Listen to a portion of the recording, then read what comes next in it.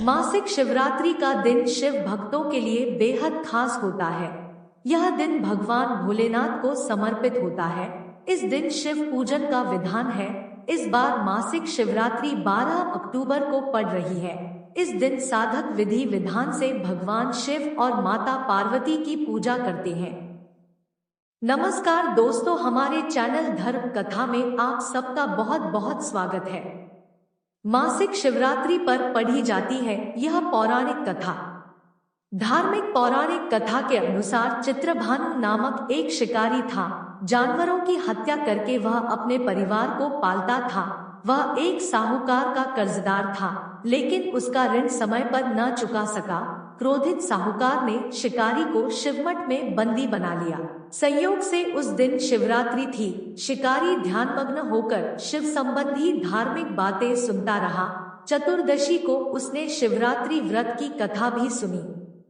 शाम होते ही साहूकार ने उसे अपने पास बुलाया और ऋण चुकाने के विषय में बात की। शिकारी अगले दिन सारा ऋण लौटा देने का वचन देकर बंधन से छूट गया। अपनी दिनचर्या की भांति वह जंगल में शिकार के लिए निकला, लेकिन दिन भर बंदी गृह में रहने के कारण भूख प्यास से व्याकुल था। शिकार खोजता हुआ वह बहुत दूर निकल गया। जब अंधकार हो गया तो उसने विचार किया कि रात जंगल में ही बितानी पड़ेगी। वह वन एक तालाब के किनारे एक बेल के पेड़ पर चढ़कर रात बीतने का इंतजार करने लगा। बिल्व वृक्ष के नीचे शिवलिंग था जो बिल्वपत्रों से ढका हुआ था। शिकारी को उसका पता न चला। पड़ाव बनाते समय उसने जो टहनियां तोड़ी वे संयोग से शिवलिंग पर गिरती चली गई। इस प्रकार दिन भर भूखे प्यासे शिकारी का व्रत भी हो गया और शिवलिंग पर बिल्वपत्र भी चढ़ गए। एक पहर रात्रि बीत जाने पर एक गर्भिणी हिरणी तालाब पर पानी पीने पहुंची। शिकारी ने धनुष पर तीर चढ़ाकर जो ही प्रत्यंचा खींची। हिरणी बोली, मैं गर्भिणी हूँ, शीघ्र ही प्रसव करूंगी। तुम एक साथ दो जीवों की हत्या करोगे, जो ठीक नहीं है। मैं बच्चे को जन्म देकर शीघ्र ही तुम्हारे समक्ष प्रस्तुत हो जाऊंगी, तब मार लेना। शिकारी ने प्रत्यंचा ढीली कर दी और हिरणी जंगली झाड़ियों में लुप्त हो गई। प्रत्यंचा चढ़ाने तथा ढीली करने के वक्त कुछ बिल्व पत्र अनायास ही टूटकर शिवलिंग पर गिर गए। इस प्रकार उससे अनजाने में ही प्रथम प्रहर का पूजन भी संपन्न हो गया। कुछ ही देर बाद एक और हिरणी उधर से निकली। शिकारी की प्रसन्नता का ठिकाना न रहा। समीप आने पर उसने धनुष पर बाण चढ़ाया। तब उसे देख हिरणी ने विनम्रतापूर्वक निवेदन किया, है शिकारी, मैं थोड़ी देर पहले ऋतु से निवृत्त हुई हूँ, कामातुर विरहिणी हूँ, अपने प्रिय की खोज में भटक रही हूँ। मैं अपने पति से मिलकर शीघ्र ही तुम्हारे पास आ जाऊंगी। शिकारी ने उसे भी जाने दिया। 2 बार शिकार को खोकर उसका माथा ठनका। वह चिंता में पड़ गया।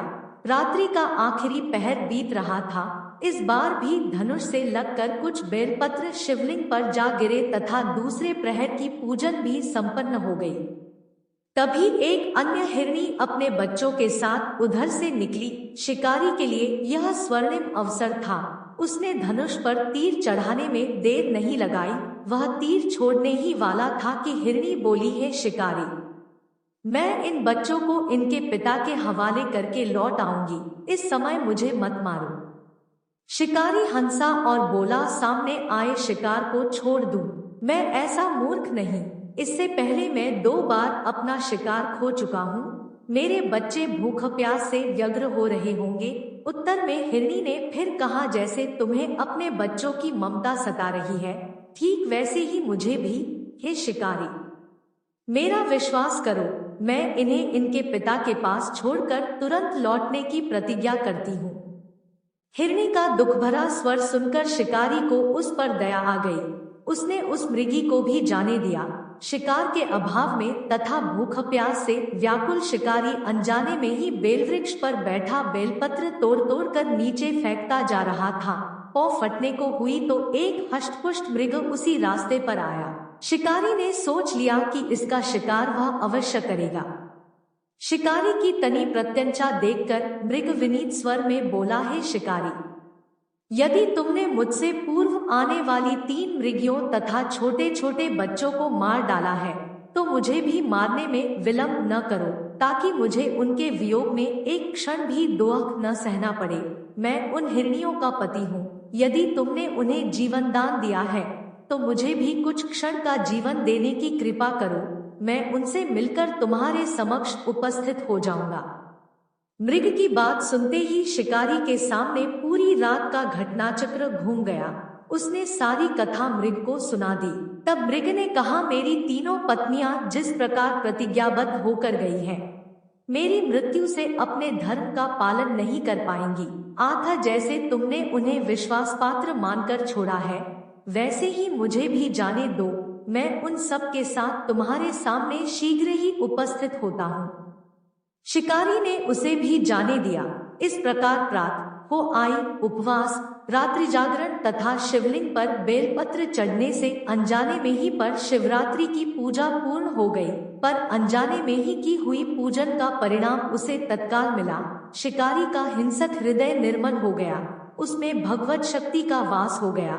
थोड़ी ही देर बाद वह मृग सपरिवार शिकारी के समक्ष उपस्थित हो गया, ताकि वह उनका शिकार कर सके। किंतु जंगली पशुओं की ऐसी सत्यता, सात्विकता एवं सामूहिक प्रेम भावना देखकर शिकारी को बड़ी ग्लानि हुई। उसने मृग परिवार को जीवन दान दे दिया।